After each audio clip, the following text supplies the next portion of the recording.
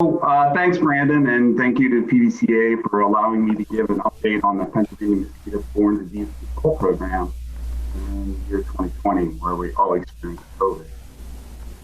So the way I thought I would approach this, given how many people are from outside of the Commonwealth, is give a brief overview of the Pennsylvania program so they can orient themselves to the discussion on what actually occurred this year and how we did operations during the pandemic.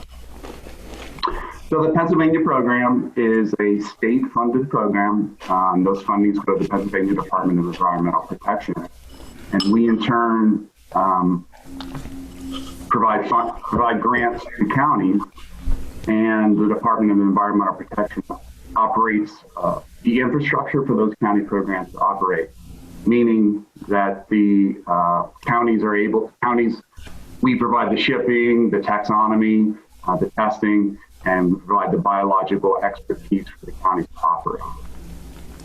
Primarily, our mission is oriented around disease control, but the department would also get involved in major nuisance response, meaning if the governor would declare an emergency, we would go in and assist with nuisance control. Certainly the counties at the local level each decide on what degree of nuisance control they're going to get involved in.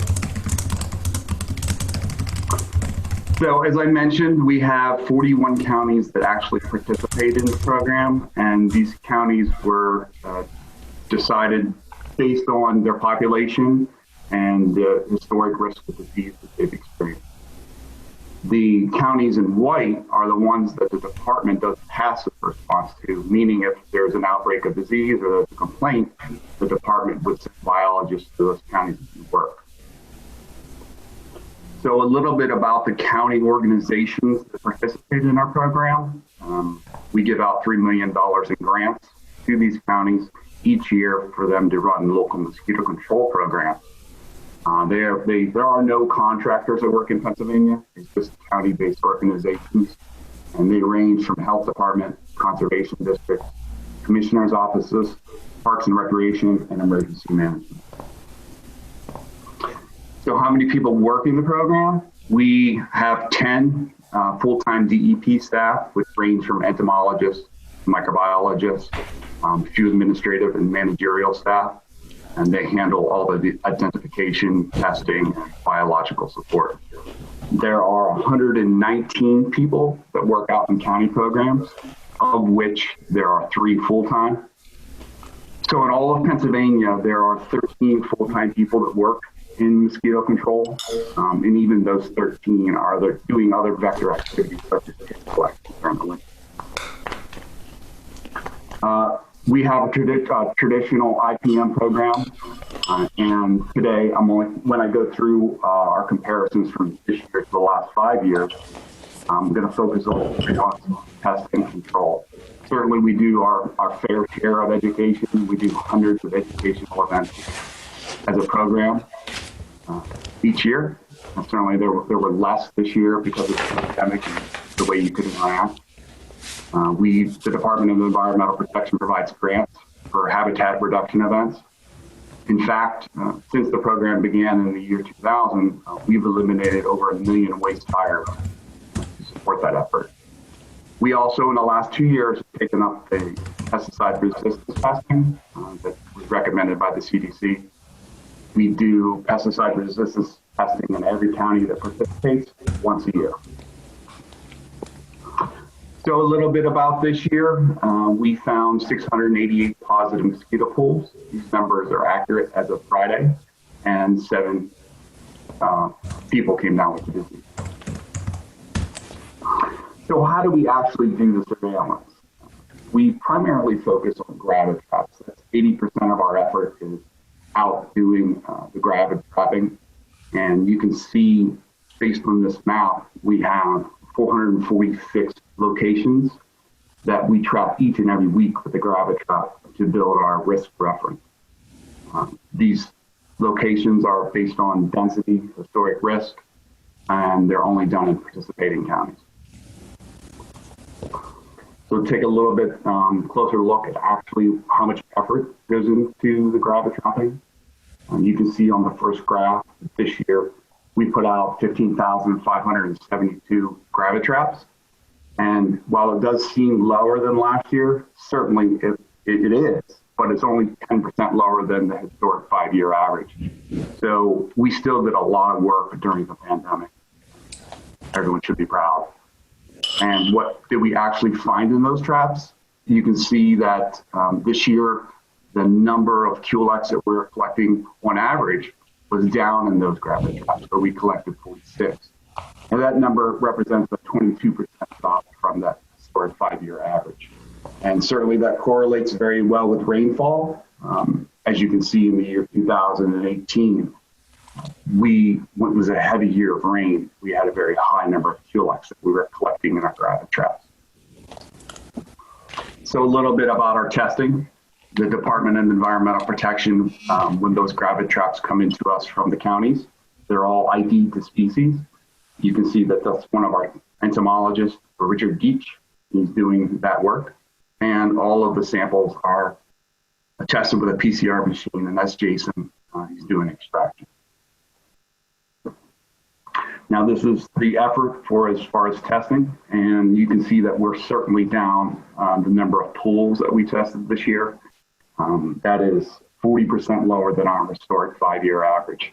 And the reason behind that is we limited the number of traps that were coming into the DEP laboratory from the counties because the department was not able to hire limited term staff to help support with the identification. So that's why you see less pools being tested. And it also has to do with the low number of mosquitoes that were actually in the traps. So the next chart is 688 positive mosquito pools, certainly up over last year, even while we tested less. So that was interesting. But that number is still 40% lower than our last 5-year average. So we use those two values of the average number of mosquitoes in the gravid traps and the MIR that we develop from, or that we calculate from that testing. And we use those two values to come up with our risk value, and which the CDC terms vector index. A little bit about the Pennsylvania vector index. We multiply that number by 100 to eliminate decibels. So if you are familiar with it, you'll see that these numbers are a little higher than what you would normally use. So you can see that the vector index was actually up this year, and it's still recovering, but it's up from 2019, and it's much lower than our 5-year average. I believe that in 2018, when we had the outbreak, it had a very detrimental effect on the host population, and we're still seeing a recovery. So control, our program focuses on larval control, and we certainly the 99% of our efforts go towards doing larval control, and we only do adult control when a risk presents itself. So these numbers are what we did this year as far as number of larval control applications. You can see that the number we did this year, 4,675, is actually much higher than last year. And it's 20% higher than our historic 5-year average. And I believe the reason we are so much higher in our larval control is because we are doing less gravid trapping. We have just had more time to dedicate towards doing the larval control. We've also started to hire some larval control technicians that are just doing larval control in our city. They don't do any other effort. So I believe that both of those things are going to continue if the larval control applications continue to rise. So you can see on the next slide is the adult control applications. And while you'll see that those adult control applications are lower than last year, that's a little misleading because the number of adult control applications done last year were a result of nuisance control in the counties, and those adult control events are actually point locations. And you can see that in the next slide, where the number of acres that we did were actually up this year. So that shows you as the risk was higher than last year, the number of acres that we did is actually greater. So when I put all of those things together, you can see that when we put the risk in the blue graph goes up, you'll also see that the number of acreage or the amount of acreage that we did, which is the black line, also goes up, and they correspond very well. And I believe that does provide a evidence that the Pennsylvania program is very IPM based and reactive to risk. When a risk does present, we are actively trying to control it. So that was my last slide, and I'm sorry for if it was low, I don't know why. But future plans for the program, the Department of Environmental Protection's vector management, we've moved into the Office of Program Integration, so we're still adjusting to that. Jen Stow has been promoted. She'll be taking over operations, and she'll be doing all the training for the program. So you guys will have to see less of me or deal less with me during the season. The grants will be open on December 15th, closed January 15th. And the reason behind that is there was, the budget is not going to be passed until December 1st. And we're not able to do the grants until we know what the budget is. And finally, if you don't already know, Andy Kyle is retired from the Commonwealth.